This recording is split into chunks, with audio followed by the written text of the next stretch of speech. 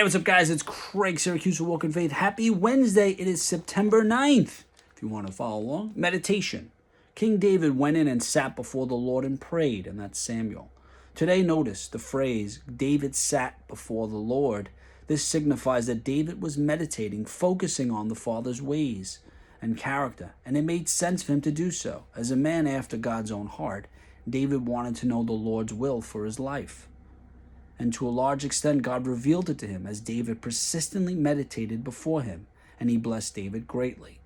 Likewise, meditation should be a daily priority for all believers. Of course, is this one discipline Satan will doggedly keep us from observing because of all the Lord's accomplishments through it. But it is of immense value if we are to know the Father, listen accurately to him, and walk in his will. So consider what dilemma has you confounded today. What need is there that isn't being filled, or task that you're hesitant to accomplish? Spend time today meditating upon God and his word, and he will certainly show you what to do.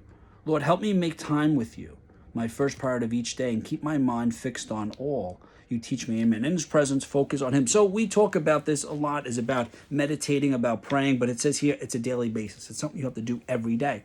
And what I like to do is I like to do this in the morning. This I usually do in the afternoon or in the mid-morning.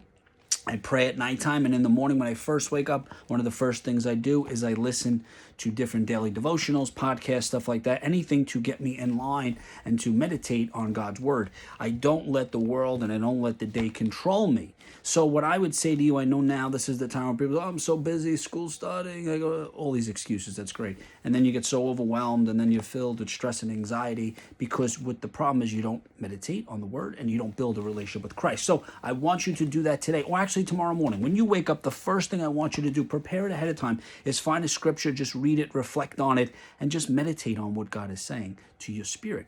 If you just go about the day, turn the news on, and worry about what's happening in the world, the day will control you, and you'll be filled with anxiety, and you will want to know why. It's because you have not read the word. Until next time, always remember you have the ability to inspire and evangelize through words and actions.